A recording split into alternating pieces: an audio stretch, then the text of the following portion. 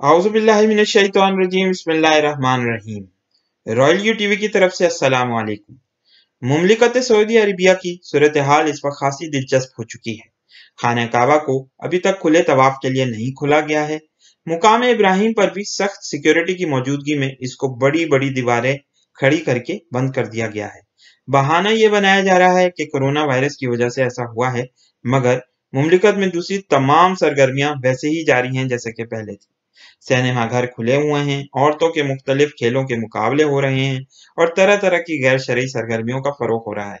बुनियादी तौर पर मोहम्मद बिन सलमान पर जमाल खशोगी के कत्ल के बाद मगरिब ने जो दबाव डाला है वो काबिल जिक्र है। यही वजह है कि मोहम्मद बिन सलमान ने ऑयल की कीमतों को गिराकर स्टॉक मार्केट्स में होने वाले नुकसानात के जरिए मगरिब को पैगाम दिया है कि वो इनके खिलाफ किसी भी किस्म के इकदाम से बाज रहें। इस वक्त महसूस हो रहा है कि शाही खानदान के अक्सर अफराद मोहम्मद बिन सलमान के रवैये से तंग हैं और बगावत पर आमादा हैं।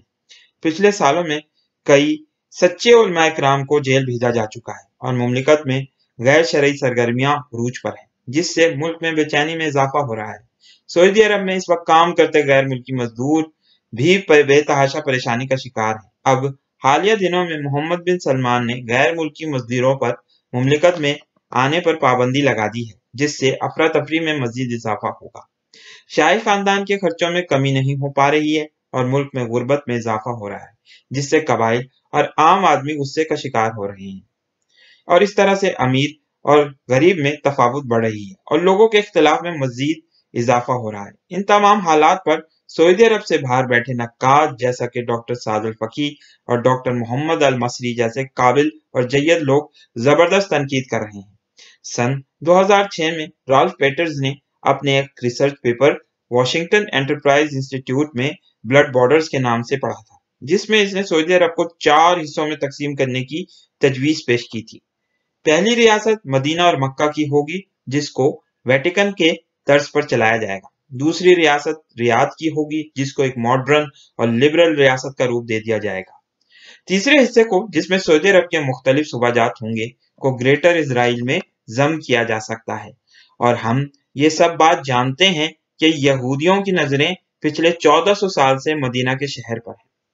चौथी रियासत अल कतीफ में कायम होगी, जिसकी मेजॉरिटी शिया आबादी पर मुश्तमिल हो सकती है। मगरबी ताकतों की यह ख्वाहिश है कि मक्का और मदीना की रियासत पर एक सिक्योलर और कठपुतली खिलाफत कायम कर दी जाए, ताकि मुसलमानों के देरीना मुतालबे को भी बज़ाहिर पूरा कर दिया जाए। इसके बाद मशरिक़ वुस्ता के बेशतर ममालिक की नई हदबंदियां की जाए, ताकि एक नया मशरिक़ वुस्ता तामीर किया जा सके। इसीलिए यमन और बहरीन में सूरत हाल खराब करवाई गई है।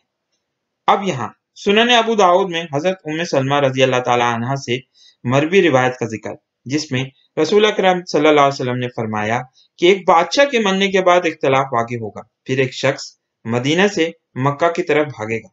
मक्का के लोग इसके पास आएंगे और इसको घर से बाहर निकाल कर लाएंगे और हजर अस्वद और मुकाम इब्राहिम के दरमियान इसके हाथ पर बैत करके इसको अपना खलीफा बना लेंगे, हालांकि वो शख्स इससे नाखुश होगा।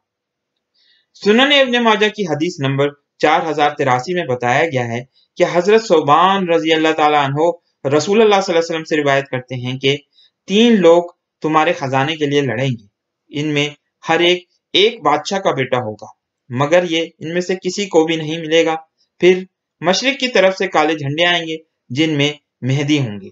अगर तुम इन झंडों को देखो तो फौरन इनकी बैत कर लो, चाहे तुम्हें बर्फ पर घिसट कर चलना पड़े।